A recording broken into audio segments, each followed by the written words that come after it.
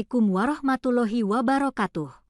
Perkenalkan, nama saya Siti Maisaroh dari Lokal 2D. Pada kesempatan kali ini saya akan mempresentasikan materi tentang kias dalam mata kuliah usul fikih. Pada slide ini dijelaskan pengertian kias secara bahasa. Kias berasal dari kata kosa, yakisu yang berarti menyamakan, membandingkan, atau mengukur sesuatu dengan sesuatu yang lain. Jadi, secara sederhana kias dapat dipahami sebagai proses membandingkan suatu perkara dengan perkara lainnya untuk mengetahui persamaan di antara keduanya. Selanjutnya, menurut istilah usul fikih, kias adalah menetapkan hukum suatu kejadian yang belum ada ketentuan hukumnya dalam nash dengan cara membandingkannya kepada kejadian lain yang sudah ada hukumnya. Perbandingan tersebut dilakukan karena keduanya memiliki persamaan sebab hukum atau yang disebut ilat. Dengan adanya kias, para ulama dapat menentukan hukum untuk persoalan-persoalan baru yang belum dijelaskan secara langsung di dalam Al-Quran maupun hadis. Pada slide ini terdapat beberapa pendapat ulama tentang definisi kias. Menurut jumhur ulama, kias adalah menyamakan hukum suatu perkara baru dengan perkara yang sudah ada hukumnya karena memiliki kesamaan ilat. Kemudian, ulama Hanafiyah menjelaskan kias dengan lebih teknis, yaitu mengaitkan sesuatu yang belum ada hukumnya dengan sesuatu yang sudah ada hukumnya berdasarkan kesamaan sebab hukum yang dapat dipahami secara rasional.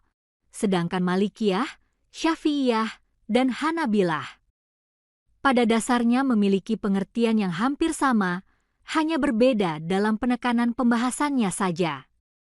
Selanjutnya kita masuk ke kedudukan kias. Dalam hukum Islam, kias merupakan salah satu metode ijtihad yang sangat penting. Mazhab Syafi'i menempatkan kias pada urutan keempat sumber hukum Islam setelah Al-Quran, hadis, dan ijma. Bahkan Imam Syafi'i menyatakan bahwa ijtihad pada dasarnya adalah kias.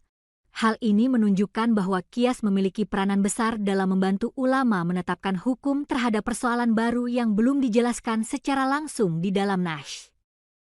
Pada era modern sekarang, banyak persoalan baru yang tidak ditemukan pada masa Rasulullah, seperti transaksi digital, perkembangan teknologi, dan masalah sosial lainnya. Karena itu, kias digunakan sebagai metode untuk menarik hukum dari nash yang sudah ada berdasarkan persamaan ilat. Dengan cara ini, hukum Islam tetap dapat berkembang dan menyesuaikan kebutuhan masyarakat tanpa keluar dari dasar Al-Quran dan hadis. Sebagai contoh, pengharaman narkoba dikiaskan dengan khamar karena keduanya sama-sama memiliki sifat memabukkan dan merusak akal. Maka hukumnya juga haram. Sebagai kesimpulan, kias adalah metode penetapan hukum Islam dengan membandingkan suatu perkara baru kepada perkara yang sudah ada hukumnya karena memiliki kesamaan ilat. Walaupun definisi para ulama berbeda dalam redaksi, inti maknanya tetap sama, yaitu kias digunakan sebagai sarana ijtihad untuk menemukan hukum berdasarkan Al-Quran dan hadis. Kedudukan kias juga sangat penting karena menjadi salah satu sumber hukum Islam setelah Al-Quran, hadis, dan ijma, sehingga hukum Islam dapat terus berkembang sesuai kebutuhan masyarakat. Mungkin itu saja yang dapat saya sampaikan pada presentasi kali ini. Saya mohon maaf apabila terdapat kekurangan dan kesalahan dalam penyampaian materi. Terima kasih kepada Ibu dosen pengampu, Ibu Margia Agustina dan teman-teman yang telah menyimak presentasi saya. Wassalamualaikum warahmatullahi wabarakatuh.